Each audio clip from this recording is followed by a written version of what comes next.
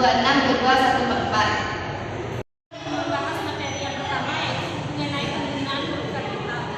Huruf kapital ada beberapa, yaitu yang pertama huruf kapital digunakan sebagai huruf pertama awal kalimat. Contohnya apa maksudnya? Yang kedua, huruf kapital digunakan sebagai pertama unsur nama orang termasuk julukan. Contohnya Amir Hamzah. Dan yang ketiga, huruf kapital tidak digunakan sebagai huruf pertama nama orang yang digunakan sebagai nama jenis kelamin atau ukuran. Contohnya 5 angka. Yang keempat, huruf kapital digunakan pada nama orang seperti pada nama teori, hukum, dan rumus. Contohnya teori Darwin.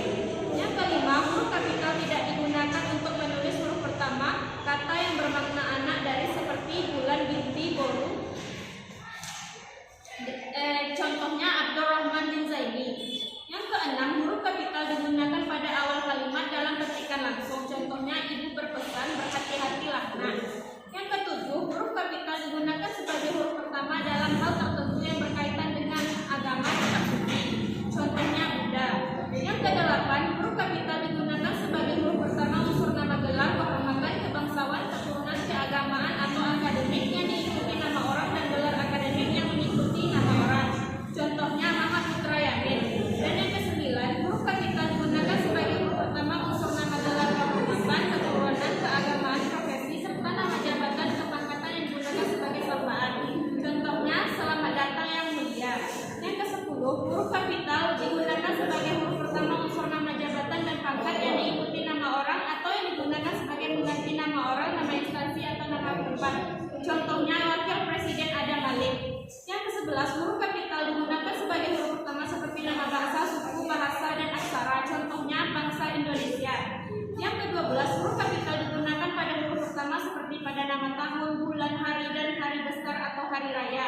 Contohnya tahun Hijriah. Yang ke-13, huruf kapital tidak digunakan pada nama bangsa, suku, bahasa, dan aksara yang berupa dasar kata keturunan. Contohnya penggunaan Indonesia kata asing. Yang ke-14, huruf kapital digunakan pada huruf pertama nama unsur sejarah. Contohnya Konferensi Asia Belanda.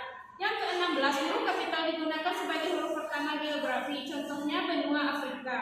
Yang ke-17, huruf pertama unsur geografi yang tidak diikuti nama dari ditulis dengan huruf non kapital. Contohnya berlayar ke Teluk.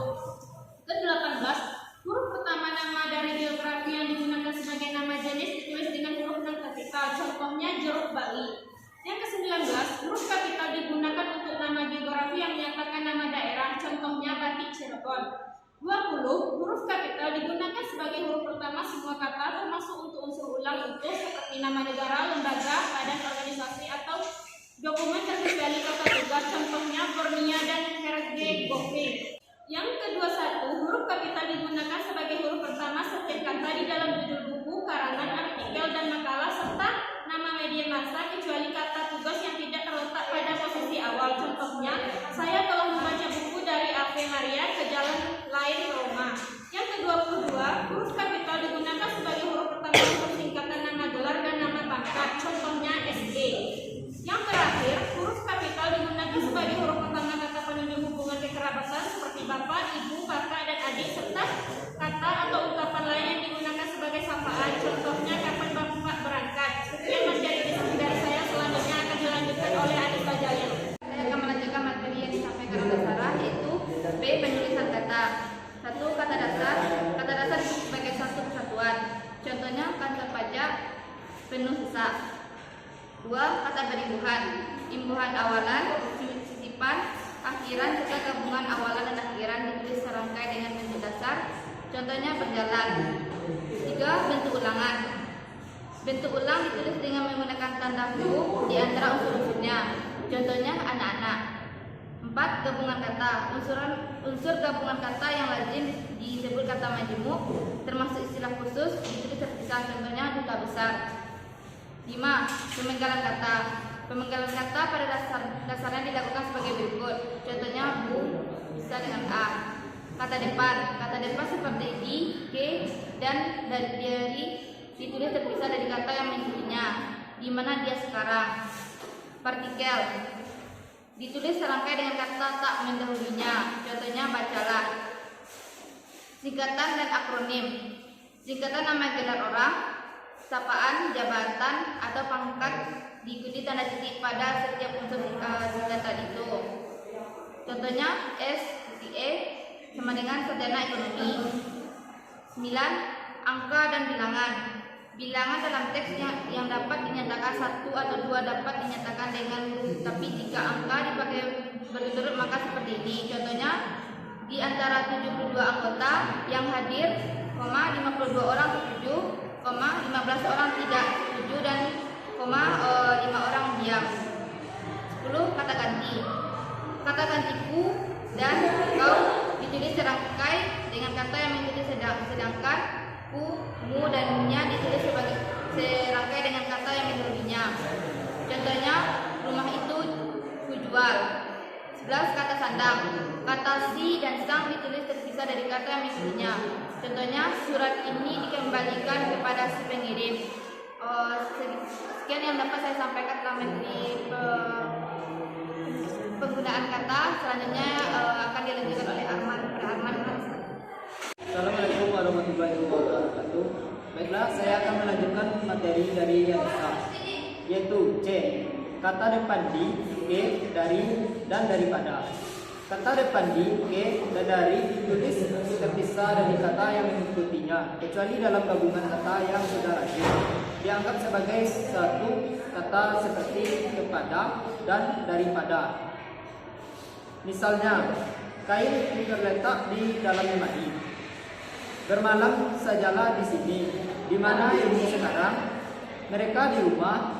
Ia ikut terjun ke tengah kencak perjuangan. Kemana saja ia selama ini? Menurut PUEB, kata depan seperti di, ke, dan dari kata yang mengikutinya sebagai contoh. Di mana dia sekarang?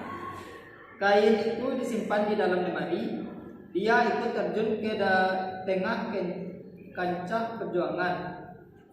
Mari kita berangkat ke kantor. 5. Saya pergi ke sana mencarinya. Yang ke-6, ia berasal dari Pulau Penyanggat. Yang ke-7, cincin itu terbuat dari emas. Dan catatan, kata-kata yang dicetak miring di bawah ini ditulis dengan serangkai. Contoh, Amin lebih tua daripada Ahmad. Kami percaya sepenuhnya kepadanya. Kesampingkan saja persoalan yang tidak penting itu. Ia masuk lalu keluar lagi. Surat perintah itu dikeluarkan di Jakarta pada tanggal 11 Maret 1996. Bawa kemari gambar itu. Kemarikan buku itu. Semua orang terkemuka di desa itu hadir dalam kenduri itu. Sekian materi dari kelompok 1. Kalau ada salah dan janggal tolong dimaafkan. Assalamualaikum warahmatullahi wabarakatuh.